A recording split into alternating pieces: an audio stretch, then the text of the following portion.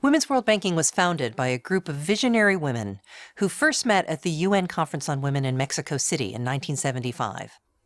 They recognized that human rights for women were not possible without economic rights, and believed in the empowerment of women as clients and leaders through access to financial services.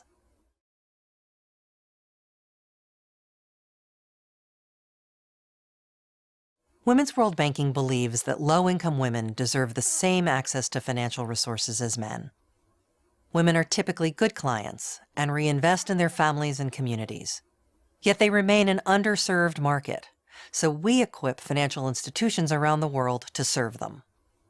We perform market research to learn what products and information low-income women need, and we develop innovative, practical ways for institutions to do business with women. Just as important are our innovations in product delivery, using education and technology to broaden women's understanding and access to the services they need.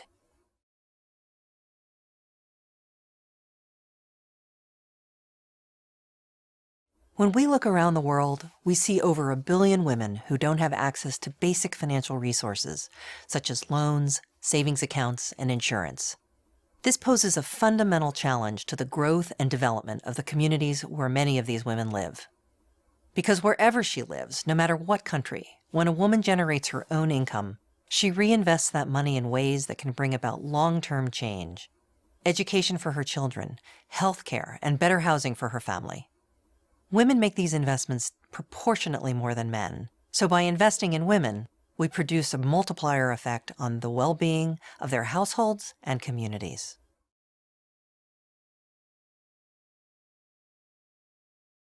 Women's World Banking has developed a strategy that centers on showing financial institutions how to move beyond traditional microfinance. By creating new approaches to provide credit, savings, and insurance products specifically designed for the unique needs of women, we have found new ways for women to build financial safety nets for themselves and their families. Our process begins with market research, speaking to our network members and their clients to understand their needs. We pilot the product and after implementation, replicate what we've learned in other markets. Product innovation is not the entire story, though. Success will only happen with strong leaders committed to responsible growth. With this model in place, we're poised to reach millions more women in the coming year.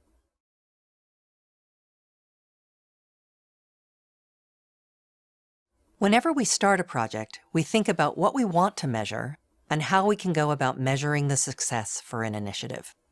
A key component of our work is that we never develop a product without it being financially sustainable for the partner institution.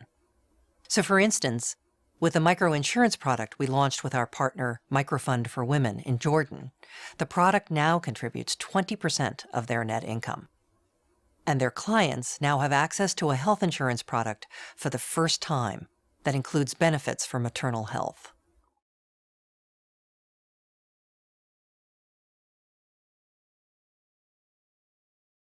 Women's World Banking has focused on showing a broader range of financial institutions how to move beyond the traditional definition of microfinance. We create new savings, insurance, and credit products designed for the unique needs of women. One other aspect of our work that sometimes surprises people is our involvement in social communications.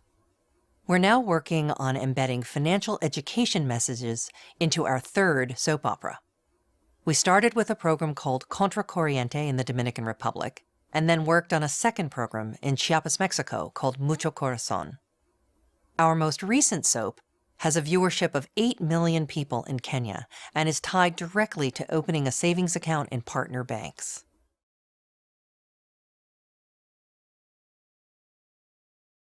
Our overall objective is increasing access to finance for more low-income women than ever before. Some examples of our work including reaching 1 million clients with new products and services over the last 2 years. We've also trained more than 250 leaders of microfinance institutions, who in turn have become stronger leaders, earning promotions, opening new branches, and more.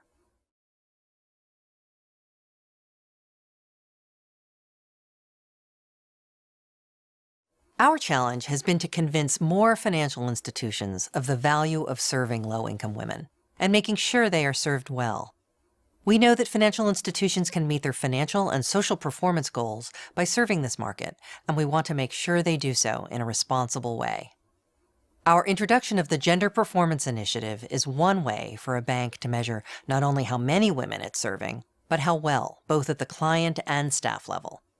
With this knowledge, we hope to see more institutions recognizing the financial and social benefit of serving this largely untapped market.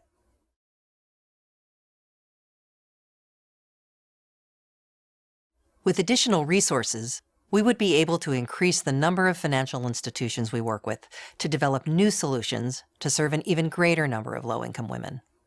We have a pipeline of projects with financial institutions across the globe in the areas of youth savings, adult savings, microinsurance, and financial education that we would like to start working on as soon as possible.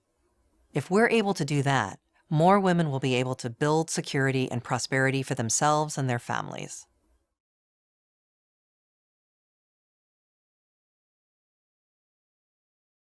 We could work with more organizations to impart our knowledge on what it takes to serve low-income women well.